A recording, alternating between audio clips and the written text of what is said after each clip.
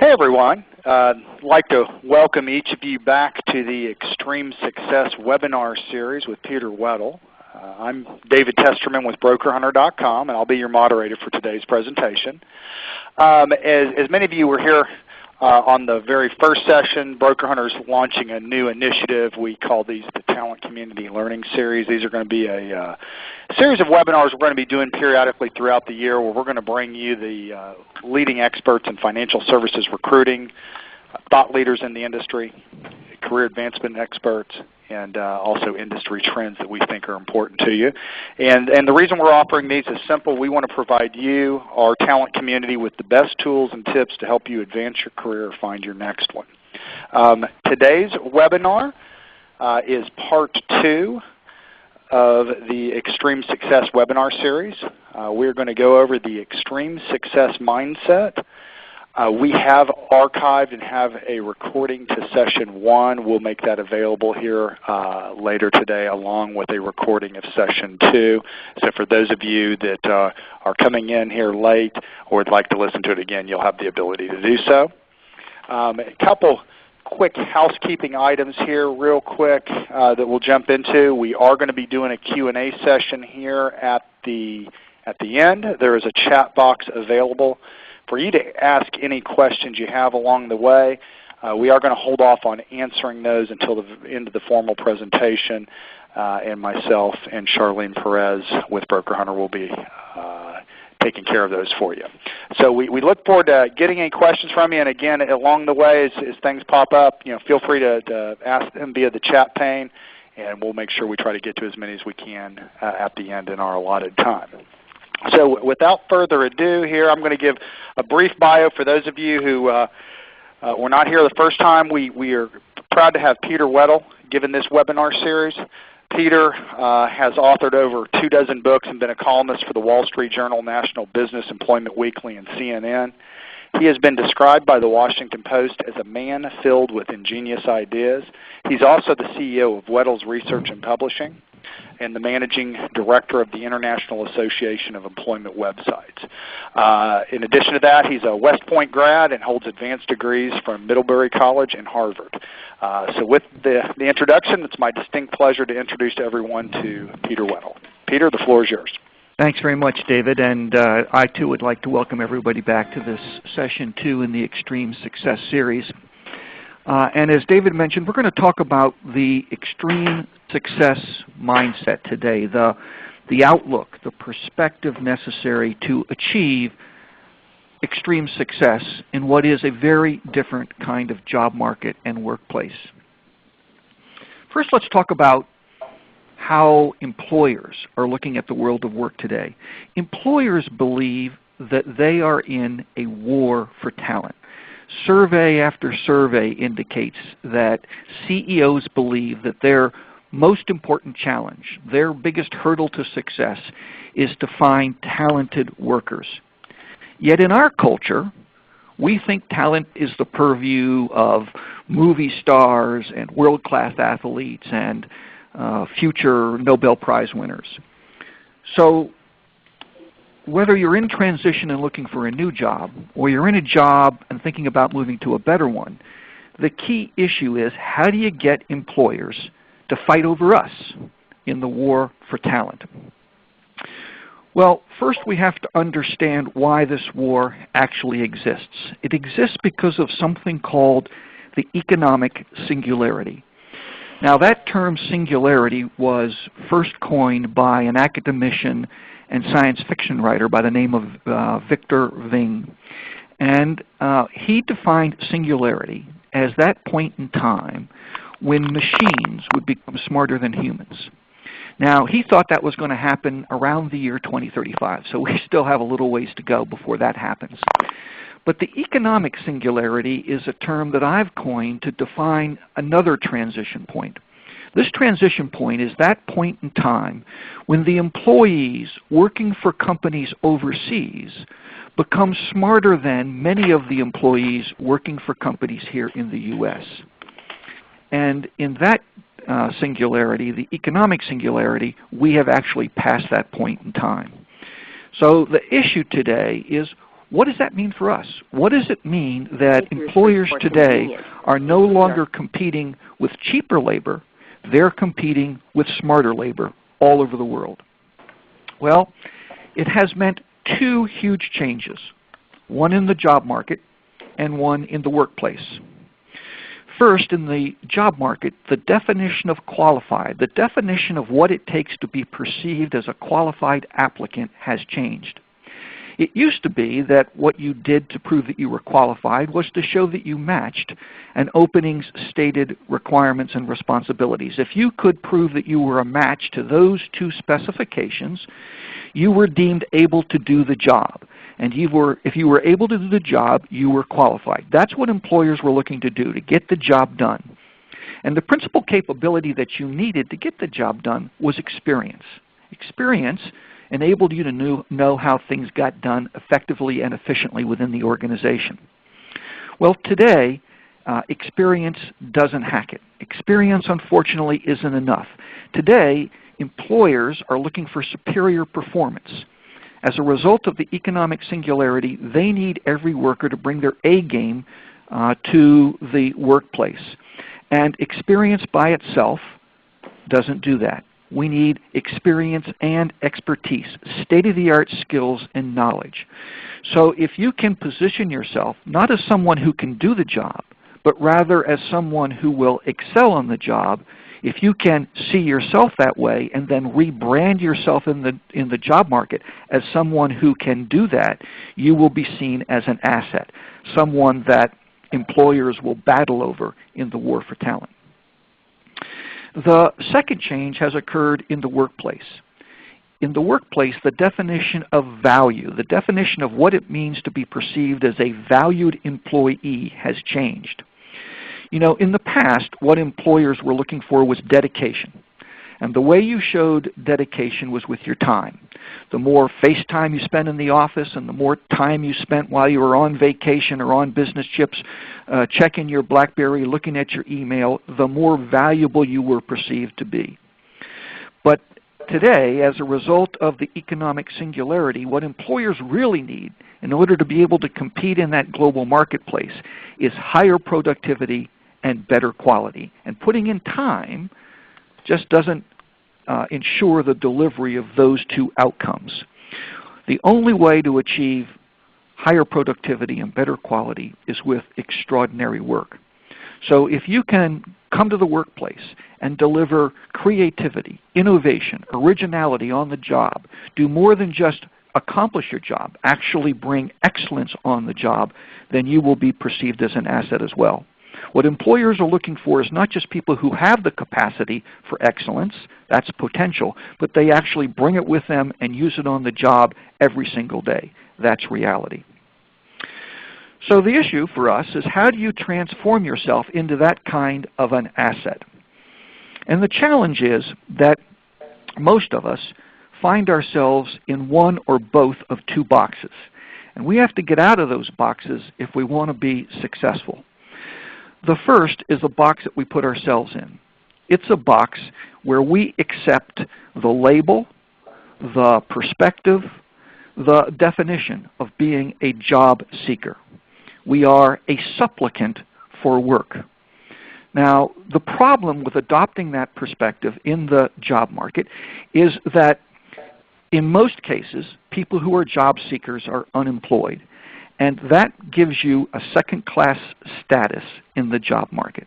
If you put 100 recruiters in a room and you give them a choice between two equally qualified people, one who is employed and one who is unemployed, 98 of those recruiters are going to pick the employed person. So when we accept that box, when we put ourselves in the box of thinking, acting, positioning ourselves, branding ourselves as a job seeker, we put ourselves at a competitive disadvantage in the job market. The second box that we accept is one that other people put us in. It's the one that employers put us in. It's the box of being a human resource. When you accept being in that box, you accept being just one of the herd. You're a generic employee. You're no worse, certainly, but certainly no better than any other employee. So as a result, You aren't considered for the choice assignments. You aren't considered for the special opportunities for upward mobility and advancement in your field. You are a person who's just kind of moving along with the rest of the herd. So the bottom line, when we accept one or both of these boxes, is that we accept the notion that we're nothing special. We have no talent. Why do these boxes exist? Where do they come from? Why are we dealing with these kinds of hurdles to our being perceived as people who have talent? Well, the conventional view of talent is that it is the purview of exceptional people and exceptional deeds. You know, we can recognize the talent of Lady Gaga and Roger Federer, but we don't recognize the talent of a financial services professional, or of a city bus driver, or of a customer service rep. And this perverse view of talent begins very early in our lives. Actually, it begins in elementary school. When we give kids an academic test, and based on the scores on that test, we designate a very small group of students as gifted and talented, which means that by definition, every other child is ungifted and untalented. Now, do we want to take advantage of our kids that are academically proficient? Of course we do. But we have to find a way to do that without signaling to every other child that they were at the end of the line when talent was handed out. Why? Because that academic view is then replicated throughout the world of work. Employers now believe that talent falls into a normal distribution. There's a very small group of job seekers and employees who have talent, and everybody else falls into the big part of the bell-shaped curve that defines mediocre job seekers and mediocre employees. So that perverse view affects recruiting decisions. It affects performance appraisal scores. This notion that only a small group of us have talent governs everything that happens in the world of work today. But here's the problem. That bell-shaped curve, that normal distribution, isn't normal at all. It was created by a guy by the name of Carl Friedrich Gauss. He was a 19th century German mathematician. And he created the normal distribution to describe the behavior of data. And the research shows that there's absolutely no correlation between the way data acts, data's behavior, and the way we human beings act. So let's talk about what talent really is. Talent is not a score on some academic test. Talent is not a skill. It's not a competency. Talent is the capacity for excellence. And here's the good news.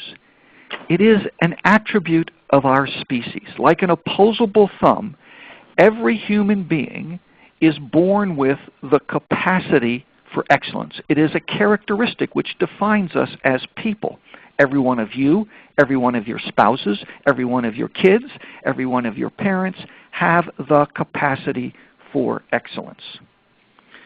Now, talent, just to be very clear here, talent is not your profession. It's not financial services. It's not to be a treasurer. It's not to be a vice president of financial services or of accounting. Talent is something much more fundamental. It is, for example, the ability to communicate complex ideas so that everybody can understand them. Or it is the ability to organize a diverse group of people and lead them in the accomplishment of an objective successfully. Or it is the ability to empathize with others so that you can show compassion for them when they need help or assistance. Those kinds of attributes are talent. Now here's the challenge. Only a small number of us are born with the knowledge of our talent. Those are the people who say they have a calling. They understand instinctively what it is that defines their talent. The rest of us, unfortunately, have to root around inside ourselves. We have to we have to pull up rocks and look underneath the rocks within our personality, within our value set, within our worldview, and try to understand what it is that defines our talent. And tragically, most of us never go through that exercise. That's why there's a war for talent. Everybody out there has talent, but only a very few number of us are currently bringing it to work with us. So the first step in achieving extreme success is to see yourself as an asset, someone who performs at their peak and someone who makes a measurable contribution to your employer. In other words, to see yourself as a person of talent, to believe in yourself as a person of talent, to define yourself as a person of talent in the job market and in the workplace. Now, we spend a lot of time in our society talking about our differences. And most of the differences we talk about are based on our generation. We talk endlessly about how millennials are different from Gen Xers and Gen Xers are different from baby boomers. And all of that is true when we talk about lifestyle, when we talk even about work style. But it's not true when it comes to performance. You see, people of talent actually are a cross-generational cohort of the American population. I call them the fourth generation in America. These people are more alike than they are different, whether they are 55 years old or 25 years old. People of talent all share a common aspirational value. Regardless of their age, they want to be the best they can be in their work. They want to express and experience their unique capacity for excellence. So how do you become a member of that generation? How do you define yourself as a person of talent and then actually become one? Well, I've written a whole book about this subject. It's called the Career Fitness Workbook, and it takes you through an exercise to help you discover your talent. And we don't have time to go through it in detail, but let me give you an outline of how it works. Now, some people are going to tell you that your talent is your passion. And that's absolutely untrue. There are 75 linear feet of books in your local bookstore telling you to find your passion, chase your passion, pursue your passion. Look, I'm passionate about golf, and Tiger Woods has nothing to worry about from me. Talent is not passion. Talent is the intersection of passion and practicality. It is what you love to do and do best. It is the overlap of three important dynamics in your life. The first is engagement. This exercise is all about recalling your best memories from childhood. You know, when we're kids, we go through serial exploration of roles. We try on roles without all the should-be baggages that we get, should-be concerns that we get from spouses and parents and siblings and so forth. We just do things for the sheer joy of it. Sometimes we play at being business people and set up a lemonade stand. Sometimes we play at being doctors. Sometimes we play at being professional athletes. We go through a whole array of roles. And we also don't have the adult baggage of when something doesn't fit right, when something doesn't feel right, when we aren't very good at what we're trying in that particular role, we move on to another one. And we don't feel disappointed. We don't feel as if we've made a mistake. We don't feel as if we are a failure. So what we're trying to do in this particular exercise is to discover your natural capability. I call your talent your natural. It's something that comes naturally to you. You are naturally good at it, and you naturally enjoy doing it. And you discover your natural as a child by playing at it, by taking on all of these roles. So in the first particular exercise of self-exploration, what you want to do is figure out, of all of those best memories that you have, the things that you remember most fondly from your childhood, what was it about those memories, about those experiences that gave you the greatest sense of happiness? For example, if you recall fondly setting up a lemonade stand in the summer when you were a kid. What was it about that experience? Was it making the lemonade? Was it setting up the stand? Was it interacting with the customers? Was it keeping track of all the money that you made? Was it thinking about what you were going to do with the profits? What was it about that activity that engaged you, made you feel as if you were really enjoying yourself? So that's the first step, understanding what it is that engages you. The second step is understanding what is relevant to you. You know, there's a long-standing axiom in the world of work that goes something like this. You know, you never see on a tombstone, quote, "I wish I'd spent more time at the office." And most of us assume that what that adage is saying to us is that we ought to make sure that we spend enough time outside of the workplace, that we don't get consumed by our work. And there's nothing wrong with that perception. I mean, obviously we need to spend time with the rest of our lives. But I believe the adage is also saying something else to us. It's saying this: it's not that we should replace work with something that's more important, but rather that we should engage in work that is more important to us. In other words, we're going to spend 1/3 of our life in employment. Don't we want to make sure that our legacy, the result of that commitment of our lives, says something that's meaningful and enduring to us? So in this particular exercise, what you're going to do is write your own tombstone. You're going to do it in 2 steps. First, you're going to think about the natural ending of your career as it exists right now. You know, if you were to come to the end of your career and everything remained exactly as it is in your career, what would your tombstone say? And then you're going to get the opportunity to do a Scrooge-like replay.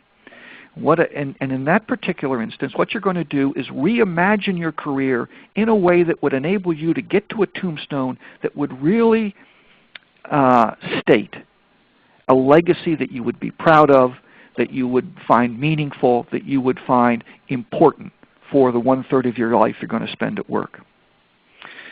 And then finally, the third part of this exercise is all about choice.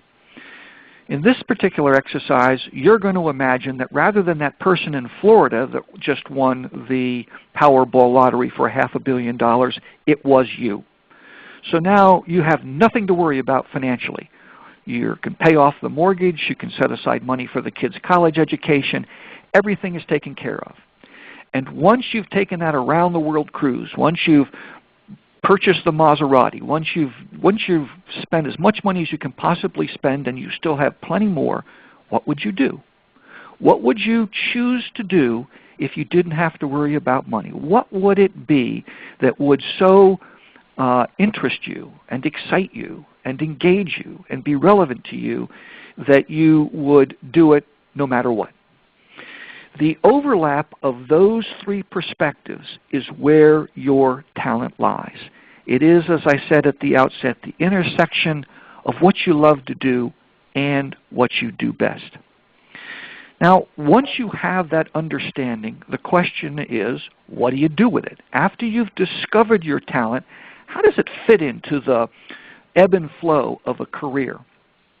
Well, not all talents can be applied to all career fields or occupations. So if I'm particularly good, for example, at the ability to communicate complex ideas so that everybody can understand them, that doesn't mean that I can go out and be a nuclear scientist. So the first step is to make sure that you have selected a career field where your talent can flourish, where you can express and experience your unique capacity for excellence. Now, if you're just entering the workplace, or even if you're in college, you have the time to get started on the right track. But when I talk to people who are at the midpoint in their career, they've already made a choice. They're already in a particular profession. Before they start a job search, I encourage them to revisit that decision, to make sure, to give yourself a fit check, to make sure that the profession on which you are engaged, or in which you are engaged, is one where your talent can be expressed, where it can be developed, where it can grow and give you an opportunity to experience the unique excellence inside you. The tragedy today is that many of us are experiencing what one writer has called, quote, a comfortable misery. We make enough money, we live a comfortable lifestyle, but we absolutely hate our work. We are exhausted not when we come home from work, we're exhausted when we go out the door to work. And sadly, most people endure a comfortable misery until they finally retire 30 or 35 or 40 years later, and then they get around to doing what they love to do and do best. So it's important that you do this fit check no matter where you are in your career, whether you're just starting out or whether you have 30 years in your career, to make sure that you are pursuing an occupation where your talent can flourish.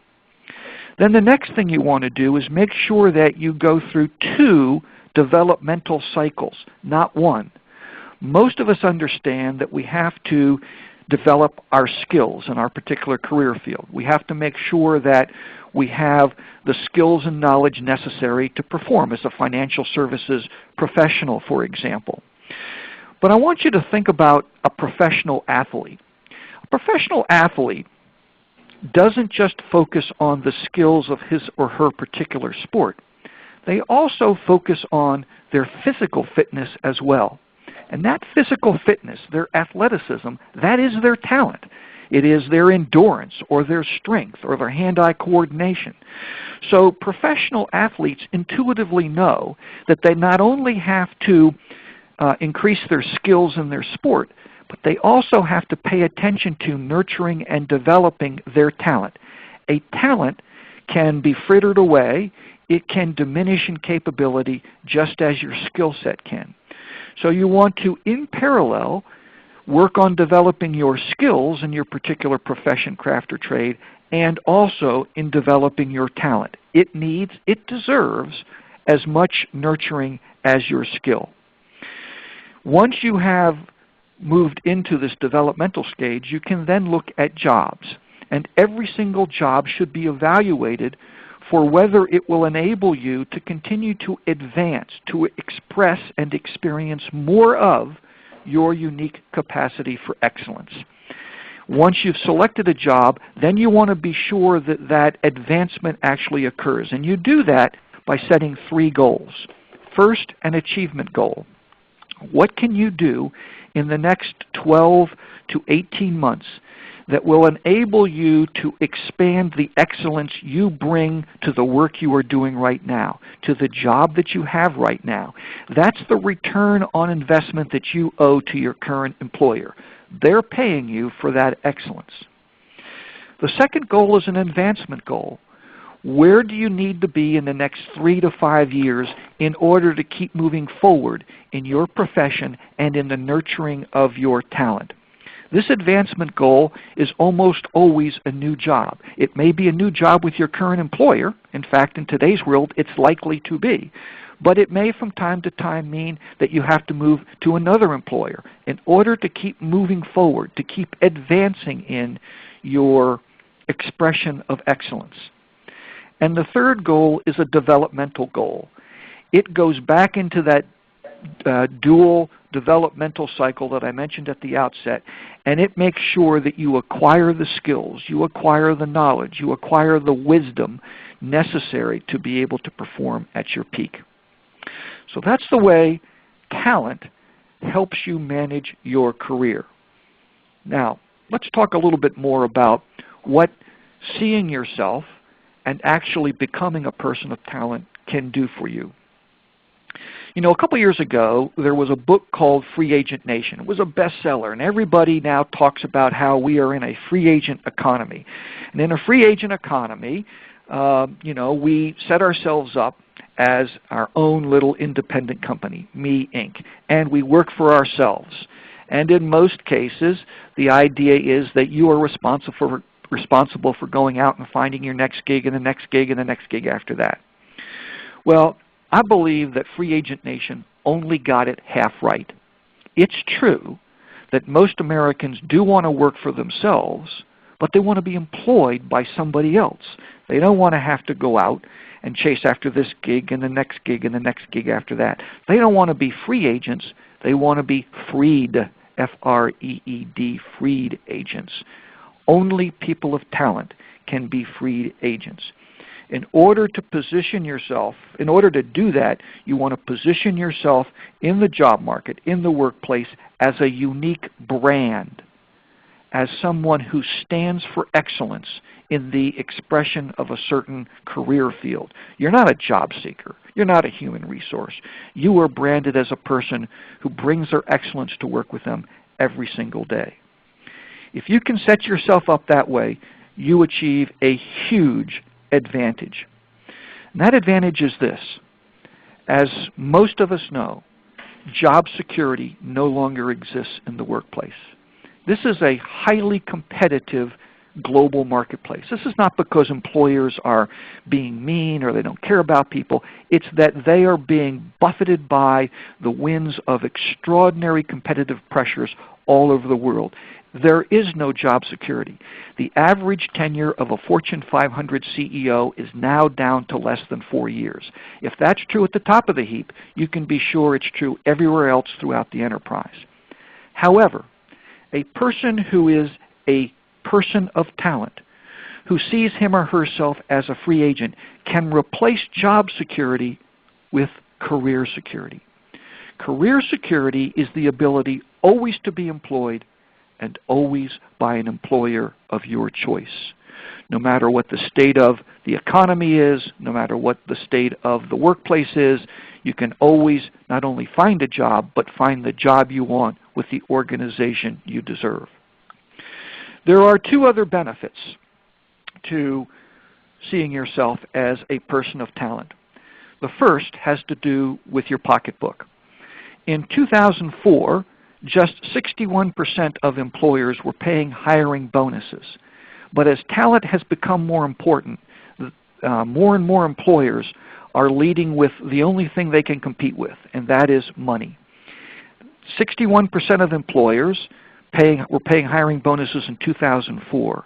In 2008, again at the height of the greatest economic downturn since the Great Depression in the U.S., that number didn't go down as you might expect. That number went up. And today, 7 out of 10 employers are paying hiring bonuses for people of talent.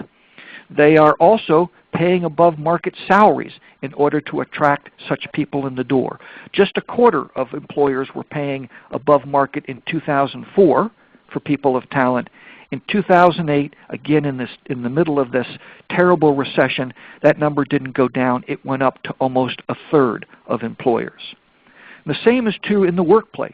Employers are desperate to hang on to people of talent once they hire them. Just over half of employers were making market adjustments to salaries in 2004 in order to retain people. In 2008, that number was almost 2/3. Again, it went up. And finally, in terms of retention bonuses, 27% of employers were paying retention bonuses in 2004, and in 2008, again in the middle of this terrible recession, that number didn't go down. It went up to almost 1 out of 4. So the first benefit to seeing yourself as a person of talent hits you right in the pocketbook. It puts you in a position to command the best levels of pay being offered in your field. The second benefit is the big H. You know, we human beings have access to 2 positive states. The first is an emotional state, a state that is best described as joy. And we get joy from our relationships with our family and friends and those we love. But there is a second state. It's a cognitive state, and it is best described as happiness. Happiness comes from being able to do our very best at work that is meaningful for us. It is the ability to excel that makes us happy. When we put ourselves in a position where we can do what we love to do and do best, we come home every single day. Maybe we're exhausted, maybe we're absolutely worn out, but we're going to feel fulfilled. We're going to feel satisfied because we've had a chance to do work that is meaningful and at which we can do our very best. Okay, so we've now gone through the second step in achieving extreme success. The first, which we covered in the first session, was to understand in some detail how the world of work is changing, how we today have an extreme job market and an extreme workplace. The second step that we have to take is to change the way we see ourselves. That's what we've been talking about today, that extreme mindset, seeing ourselves as a person of talent. In the next session, next Tuesday, we're going to talk about, once we become a person of talent, how we change the way employers see us so that they recognize our talent and value it as they should in the job market and in the workplace. On the following Thursday, we're going to talk about how you have to change the way you run your career in order to put yourself in a position to take your talent to work with you every single day. And then finally, in the last session, the following week, we're going to talk about how you memorialize your success, how you take your career victories and turn them into something, A, that you can use to help yourself, and B, you can ensure that employers recognize and understand so that they continue to give you the opportunities you deserve to advance yourself in your field.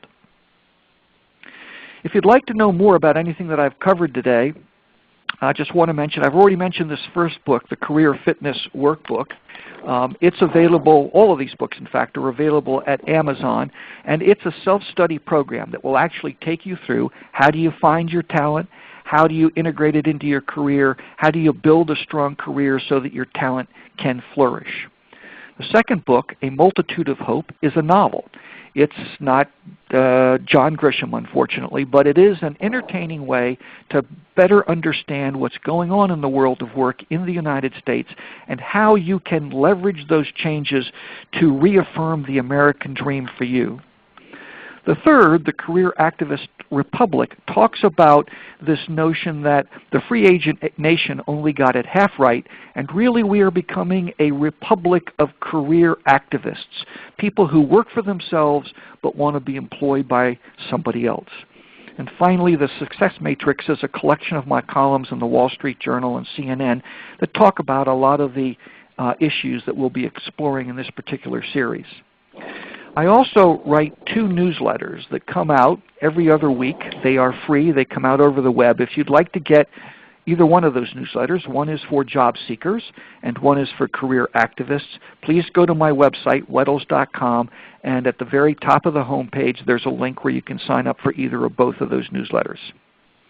So there you have it. That's the end of today's session. I'm going to turn the program back over to David and Charlene, and I'll answer any questions that you may have.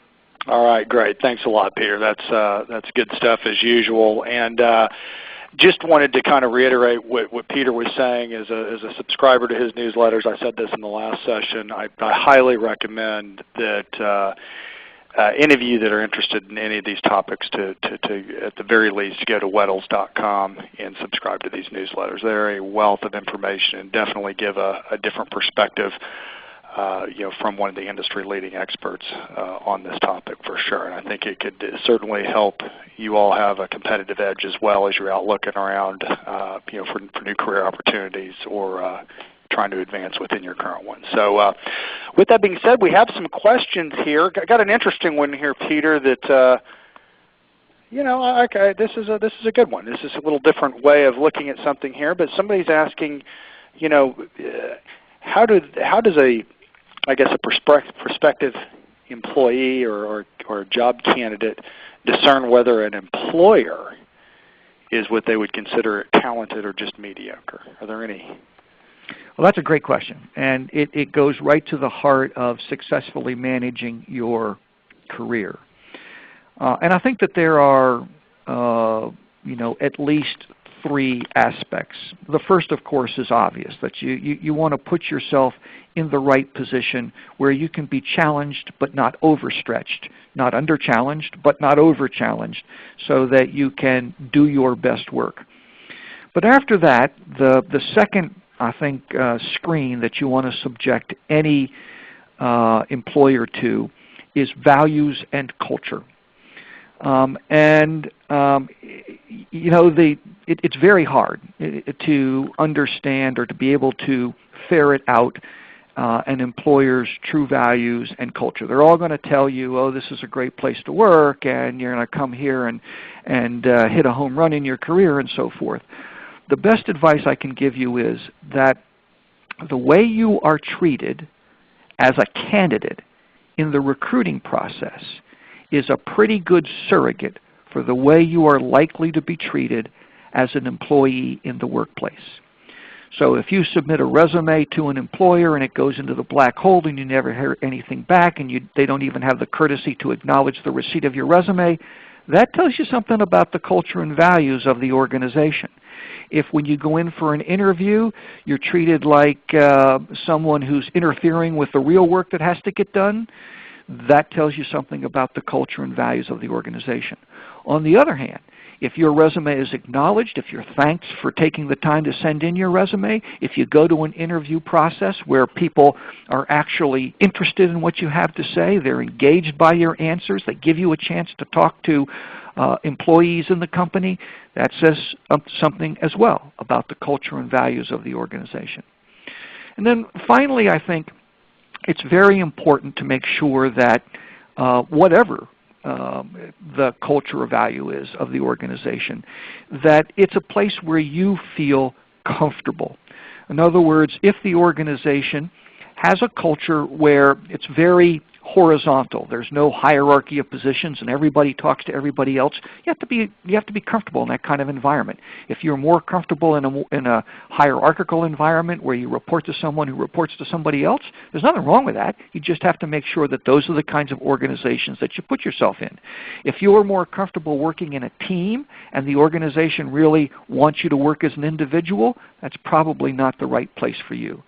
So those are the three screens that I would go through to evaluate whether the organization, to use your term, is a talented organization. Very good. That's a great answer there. Here's one from somebody here, and I probably have had a lot of people thinking this, but maybe just don't come out and say it. But you know, a lot of folks have been laid off for some period of time now, or were downsized or whatever. Maybe we're in a career that they really enjoyed and have had a hard time getting back in there. How do you recommend somebody, and then they put it as, how do you salvage a career gone bad, basically? Is there, you know, basically is there a reset button, or what's the best way to kind of regroup before you go back out there, maybe if perhaps you've dealt kind of a tough hand, you know, in your last downsizing or something like that? Well, I think despite the fact that there seems to be a very, very tough job market, that human beings are more forgiving often than we give them credit for. But they're forgiving to other human beings and not to pieces of paper. And by that I mean that I think the best way to overcome a negative situation in your career is not to work harder in the job market, not to send out more applications and send out more resumes, but it is to make those applications to positions where you are the best possible fit for the job, and then to work on networking, to work on building relationships with people, because to the extent that you can get to know people within the organization and they can get to know you, they are much more likely to be forgiving of you know, a situation in your career that may not be viewed favorably than otherwise. They're not likely to do it based just on your resume, based just on your application. But if you make the effort to establish that connection as a real live human being, I think that there's a pretty good chance that people are at least willing to hear your side of the story. And you want to be careful not to throw stones at anyone, but it's okay for you to acknowledge that you made a mistake, and then to talk about what you have done, what you are doing to remediate whatever it was that led to that decision or led to that situation, and that you can be a valuable contributor, someone who brings excellence to work for them. If they can connect with you on that kind of a personal level, I think you have a much greater chance of success. That's very good. And I think as we apply it to this industry, as most of you out there that are FINRA licensed know, that you have a bad mark on your U4, U5, and a lot of times that can keep you from getting an interview, or you kind of get cut out before you even had a chance for that first interview. And I think it's important to know that you can't let that. While it's a challenge, you've got to just continue to work around that. I think, as Peter said, I think networking is really where is kind of a lost art here a little bit. And on the flip side, recruiters know now that information sources have been completely commoditized, and they're completely overwhelmed a lot of times in a lot of corporate recruiting departments with information. So the likelihood of your resume getting lost in the stack, particularly if there's anything in there that might raise a red flag in that initial screening, is all the more reason to pursue some of these other avenues. And I think we touched upon it in the last session that the apply button is the beginning of your journey, not the end. So very good there, Peter, and I think that's helpful.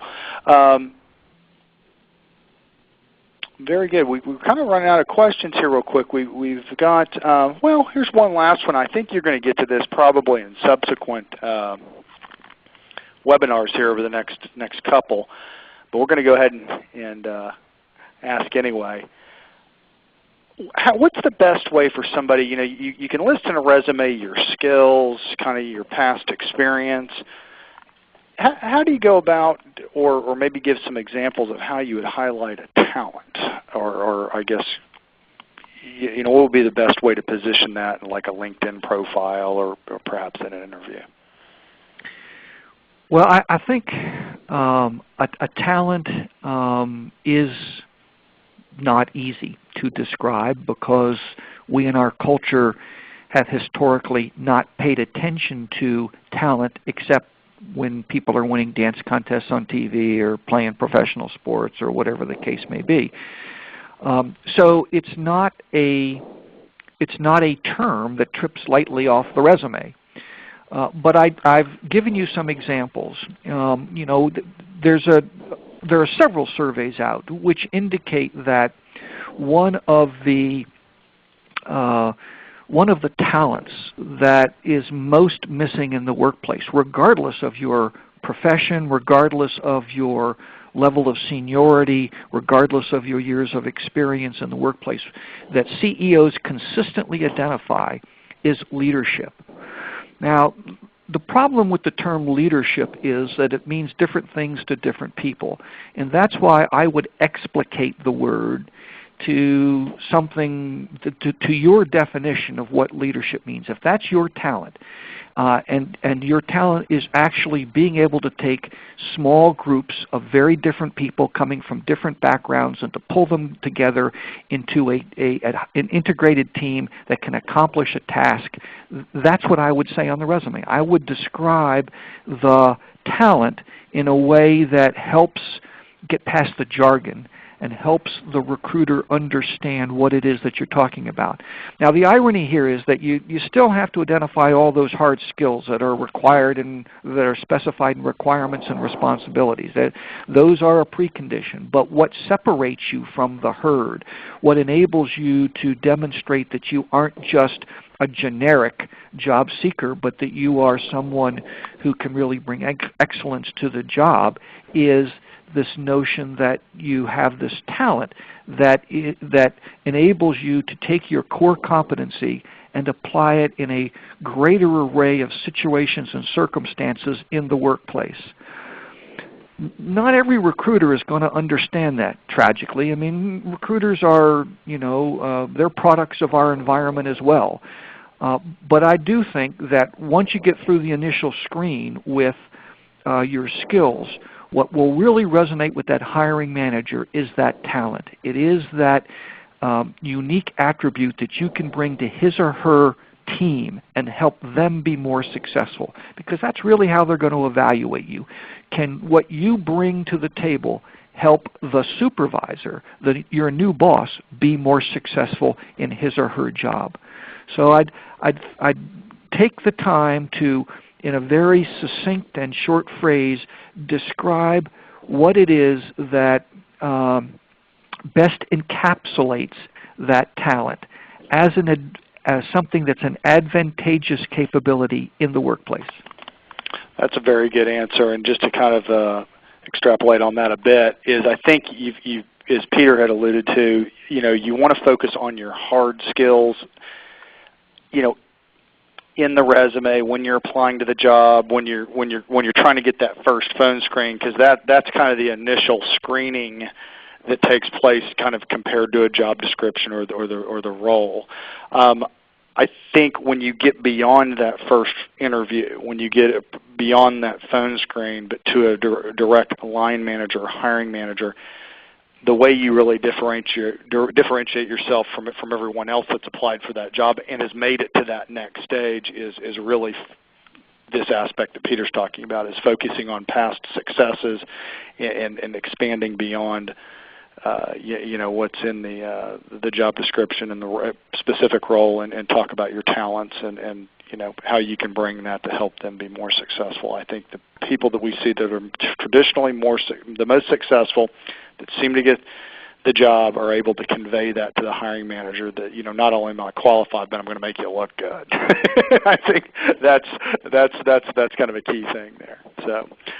Good. Well, we are about out of time. Peter, you have anything else you'd like to add before we close until next week?